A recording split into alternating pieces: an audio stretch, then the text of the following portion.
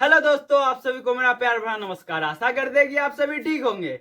जैसा कि हमने निर्देशांक ज्यामिति कल चैप्टर स्टार्ट किया था, पार्ट 1 में हमने क्या देखा कि कोई निर्देशांक दिया हुआ, निर्देशांक बिंदु दिया हुआ और हमसे पूछ लिया जाएगा कि ये किस कोऑर्डिनेट में है, ये किस चतुर्थांश में है, तो हम बता देंगे। और दूसरा क्या, दूरी सूत्र के बारे में पढ़ा था कि दूरी सूत्र क्या होता है, रूट अंडर में x2 माइनस x1 का whole square plus y2 minus y1 का होल स्क्वायर। ठीक है, उस पे एक टाइप का उस टाइप से क्वेश्चन पूछ लिया जाता है। और दूसरा त्रिभुज और आपको चतुर्भुज पे क्वेश्चन पूछ लिया जाएगा कि आपको 3 निर्देशांक दे दिया जाएगा और आपसे पूछ लिया जाएगा कि ये कौन सा त्रिभुज है, और 4 आपको निर्देशांक दे दिया जाएगा और आपसे पूछ लिया जाएगा क्या दोस्तों कि ये कौन सा चतुर्भुज है। तो इसके लिए क्या आना चाहिए आपको, उनके प्रॉपर्टी को पता होना चाहिए आपको। तो चलिए देखते हैं।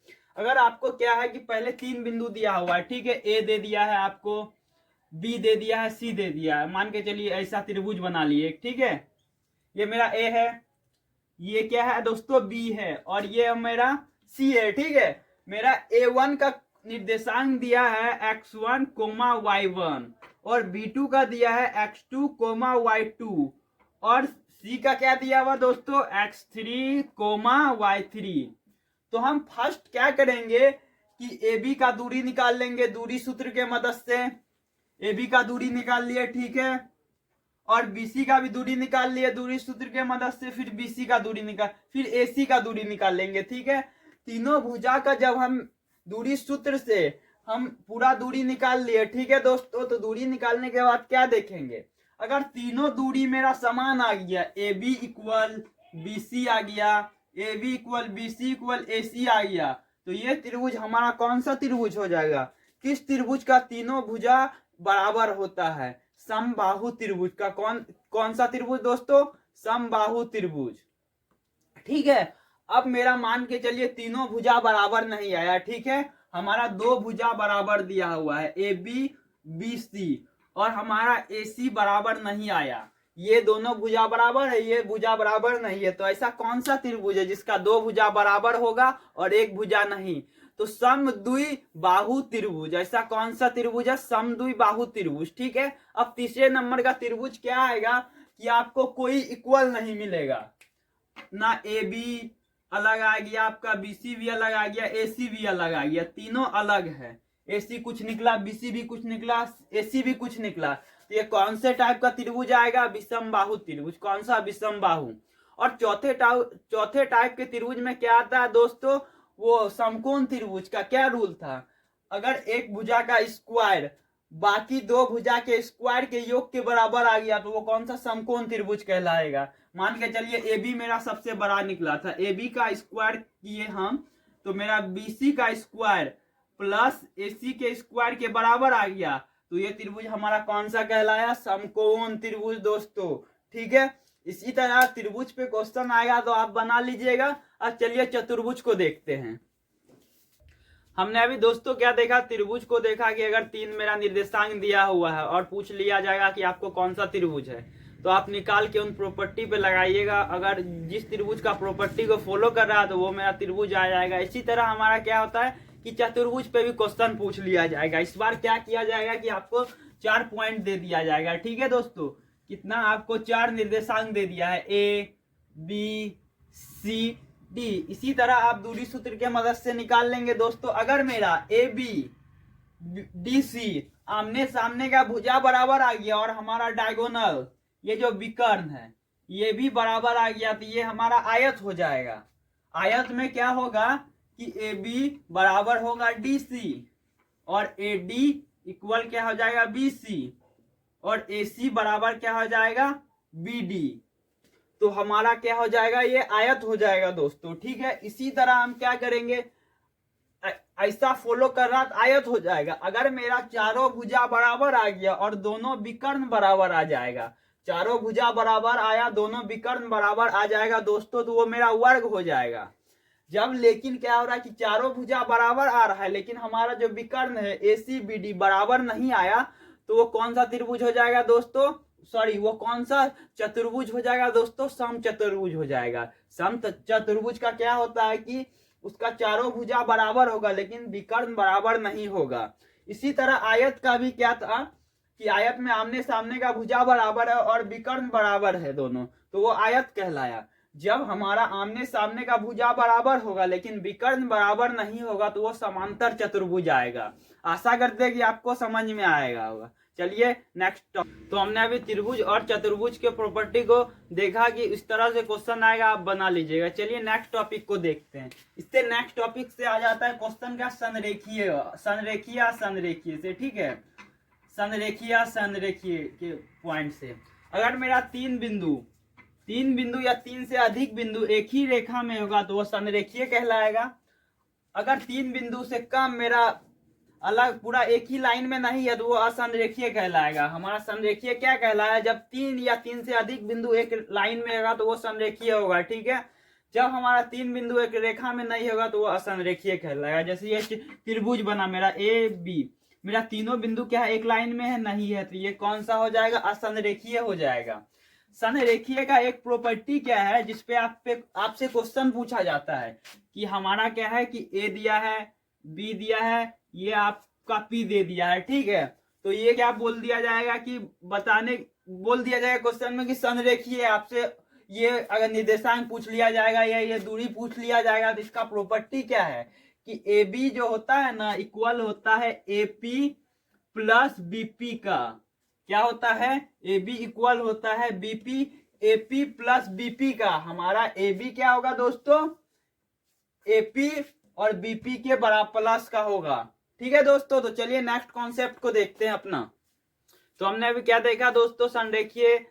आशा करते हैं कि दोस्त आप लोग कॉपी पेन लेके बैठे होंगे और सभी चीज को अच्छे से नोट कर रहे होंगे, ठीक है। और ये एक रिवीजन सीरीज है जिसके अंतर्गत क्या कर रहे हैं, हम सभी चीज को फास्ट वे में रिवाइज कर रहे हैं, ठीक है दोस्तों। तो चलिए नेक्स्ट टॉपिक को देखते हैं। हमारा नेक्स्ट टॉपिक आ जाता है मध्य बिंदु। कौन सा, मध्य बिंदु का टॉपिक आता है, ठीक है। मध्य बिंदु आपसे फॉर्मूला पूछ लिया जाएगा, ठीक है दोस्तों। आपको क्या दिया जाएगा कि दो निर्देशांक दे दिया है, ठीक है, दो बिंदु दे दिया गया है आपको, x1, ठीक है, y1, और दूसरा दे दिया है x2 y2। और आपसे दोस्तों क्या पूछ लिया जाएगा, पता है, पूछ लिया जाएगा कि इसका मध्य बिंदु क्या है। तो मध्य बिंदु का जो फॉर्मूला होता है हमारा क्या होता है दोस्तों, x1 प्लस x2 by2, और दूसरा क्या होता है y1 प्लस y2 by2। ये हमारा x निर्देशांक का हो जाएगा, x को डिनोट कर रहा है, ये y को डिनोट कर रहा है, ठीक है। मान के चलिए यहाँ पे मेरा p है मध्य बिंदु, ठीक है, ये हो गया x, ये हो गया y।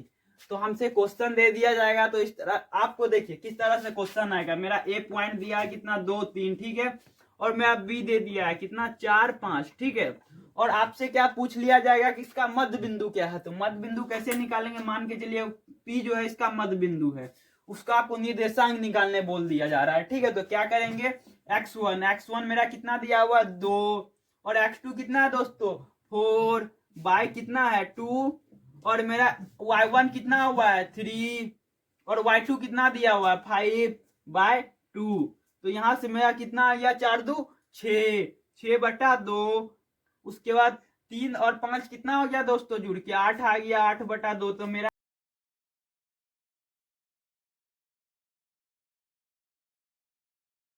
आशा करते हैं कि ये वाला कॉन्सेप्ट आपको समझ में आया होगा। तो चलिए नेक्स्ट कॉन्सेप्ट पे चलते हैं। तो हमने अभी तक दोस्तों क्या देखा कि दूरी सूत्र को देखा, फिर संरेखीय कॉन्सेप्ट को देखा, फिर मध्य बिंदु के फॉर्मूले को देखा। आप चलते हैं नेक्स्ट टॉपिक, विभाजन सूत्र पे। इससे भी दोस्तों क्वेश्चन पूछ लिया जाता है। हमारा विभाजन सूत्र का फॉर्मूला जो होता है ना दोस्तों, इस चैप्टर से जो है ना दोस्तों 5-7 नंबर इस चैप्टर का भी अच्छा खासा वेटेज है दोस्तों। तो हमारा विभाजन सूत्र का जो फॉर्मूला होता है क्या होता है, m2x1 plus m1 x2 bye m1 plus m2। और इधर क्या आ जाएगा, यहाँ पे y, यहाँ m2 x1 है ना दोस्तों, वहां पे आ जाएगा क्या है m2 y1। जहां जहां x है बस वहां पे y आ जाएगा। तो क्या आ जाएगा दोस्तों, m2 y1 plus m1 y2 bye m1 plus m2। तो हमारा x निर्देशांक का ये वाला हो गया और y का ये वाला हो गया दोस्तों, ठीक है। आपको क्या किया जाएगा कि मान ये ऐसा एक बिंदु दे दिया हुआ आपको कितना, 2,3, ठीक है, और ये b दे दिया आपको 2,3, ठीक है। और आपको बोल दिया है कि ये p बिंदु है, ठीक है, ये x, y है। इस लाइन को कितना 2:1 में डिवाइड कर रहा है, 2:1 में क्या कर रहा है, डिवाइड कर रहा है। कितना, 2:1 में विभाजित कर रही है।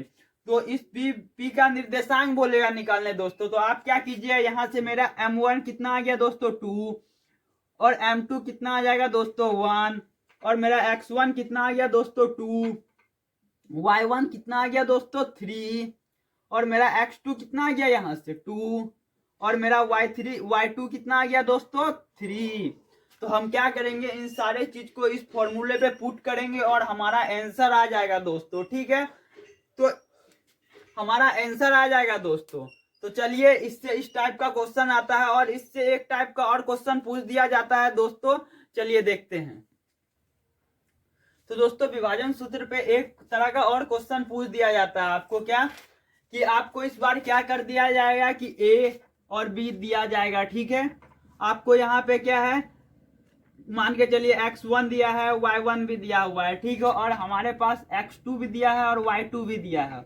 और इस बार हमारा क्या p जो है x, y भी दिया हुआ है, और आपसे पूछ लिया जाएगा कि ये बिंदु p जो है ए बी को किस अनुपात में विभाजित कर रहा है। इस बार हमको क्या निकालना है, m1 m2 निकालना है। ठीक है, उस फॉर्मूले पे पुट करेंगे, उस तरह से भी निकाल सकते हैं, या आप क्या कर सकते हैं कि यहां से क्या करेंगे, m1/m2 इक्वल क्या होता है, x माइनस x1 और x2 माइनस x, क्या हो जाएगा दोस्तों, x minus x1/x2 minus x। यहाँ पे मेरा x दिया रहेगा, x पुट करेंगे, x1 जितना है वो पुट करेंगे, फिर x2 जितना है उसको पुट करेंगे। इससे मेरा m1/m2 का रेशियो आ जाएगा। ठीक है दोस्तों, या आपको ये x वाला नहीं दिया है, y वाला दिया हुआ, तो इस पे भी क्या करेंगे, m1/m2 equal y minus y1/y2 minus y1 पे भी हमारा आंसर आ जाएगा दोस्तों।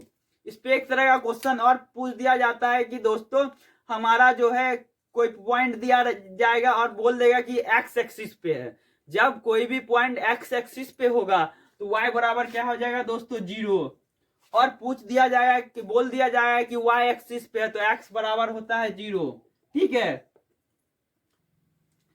दोस्तों, अभी अभी हमने क्या देखा, मध्य बिंदु के फॉर्मूले को देखा, फिर विभाजन सूत्र के फॉर्मूले पे देखा, फिर उन पे किस टाइप के क्वेश्चन बन सकते हैं उनको देखा। अब इन चैप्टर से एक त्रिभुज के फॉर्मूले पे क्वेश्चन पूछ लिया जाता है कि आपको थ्री निर्देशांक दे दिया जाएगा और आपसे पूछ लिया जाएगा कि इस त्रिभुज का क्षेत्रफल क्या होगा। तो आइए देखते हैं हमारा त्रिभुज का क्षेत्रफल क्या होता है। त्रिभुज के क्षेत्रफल का फॉर्मूला जो होता है दोस्तों क्या होता है, 1/2 x1 इंटू y2 माइनस का y3 plus x2 y3 minus का y1 माइनस का y1 प्लस x3। इस बार क्या होगा दोस्तों, y1 माइनस y2।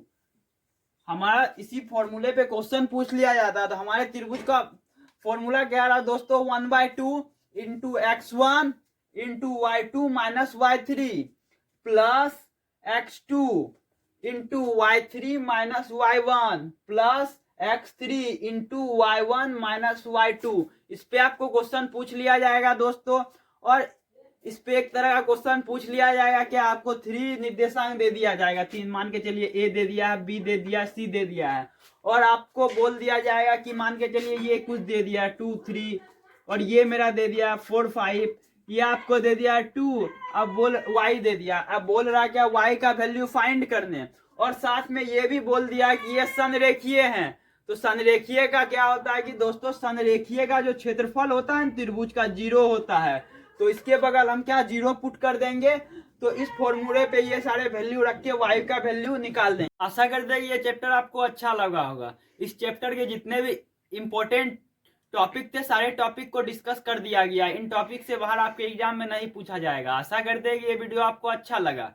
एवं अगर इस वीडियो के पार्ट 1 को नहीं देखा है तो हमारे यूट्यूब चैनल पे जाइए, वहां पे प्लेलिस्ट बना हुआ है एग्जाम टाइम, उसमें जो है त्रिकोणमिति और इसका पार्ट 1 दिया हुआ है, उन दोनों वीडियो को देखिए एवं अच्छे से तैयारी कीजिए। एवं इस यूट्यूब चैनल पे 10 क्लास के जितने भी मैथमेटिक्स के जितने भी चैप्टर है सभी चैप्टर का इम्पोर्टेंट टॉपिक को डिस्कस किया जाएगा जो एग्जाम ओरिएंटेड है।